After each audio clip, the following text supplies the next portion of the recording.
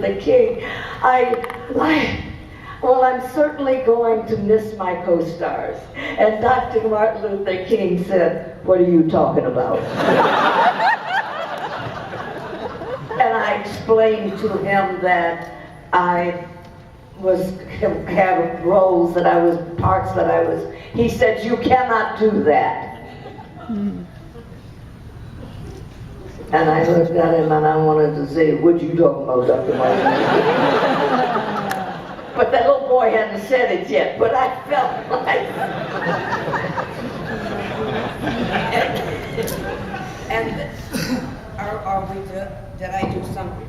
Boom.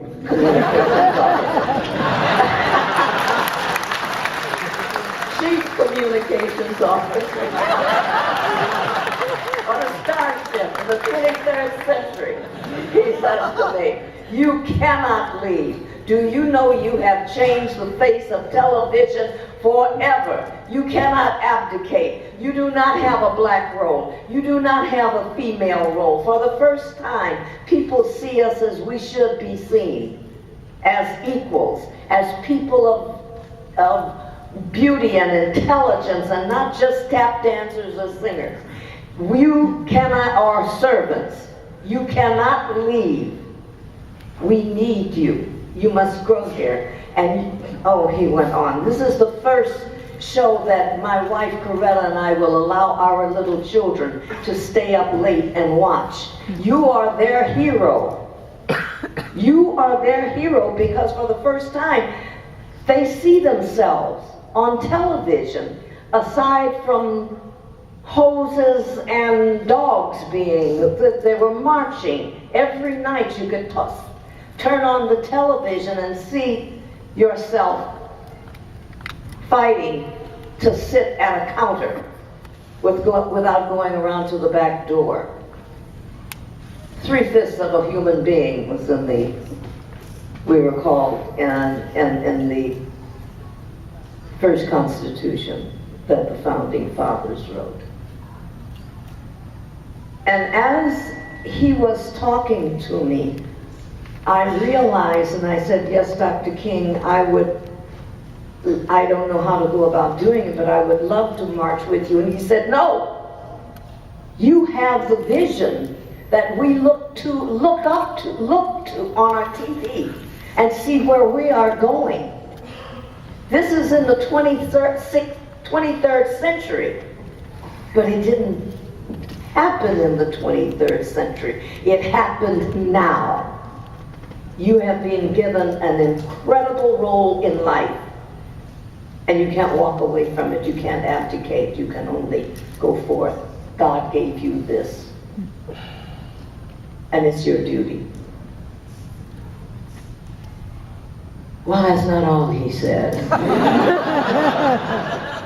But I went back, I thought of nothing but that for that entire time. I went back to Gene Roddenberry and I told him what Dr. King had said about meeting him and what all that he had said. And he said, he just sat back and he sat behind that same desk. Now this was 6'3" man with a hatchet face. He's a former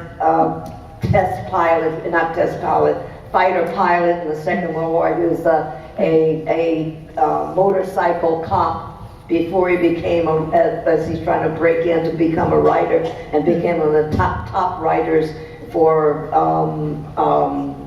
episodic television before he got the lieutenant, which I got my first guest star role in. And then he remembered and called my agent when the second pilot sold and said, "Where's Nichelle Nichols?" And my agent said, "Well, she's somewhere." I think I was in Europe. But he said, I wasn't in town. He said, "Find her and get her." My agent called me and I said, "I'm not coming back. I'm having myself a ball. Everybody loves me. I'm singing. I'm doing all of these things. And I'm being considered, my career was moving beautifully and not interrupting it." And he said, "You get your little brown butt on that airplane. I'm sending you a first-class round-trip ticket. You better be here. And if you don't get this role, You can be back where you are in a week, and if you do get this role, I want my cotton picking money back. I have to say that was the best cotton picking money I ever paid. And the rest is history, you know.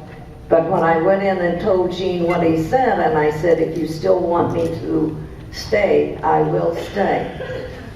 And he reached in his desk, and this little letter of resignation I had read that he had put in his desk, he took out and handed to me. They were torn up into 1,000 pieces. And he must have known something I didn't know. And I didn't leave. I couldn't leave, and I never looked back, and I was never sorry. But what did Rob Berry say to you when you told him about the team? Because there's something more to the story. He told you something when you He looked told up him. at me, and he looked up at me, and he said, God bless Dr. Martin Luther King. Somebody sees what I am trying to achieve. And a tear came down his cheek. And that's when I knew I would forever, as long as he needed. There was a role. That Uhura was more than just a role. That it changed the face of television forever, and I was given that opportunity to be part of it.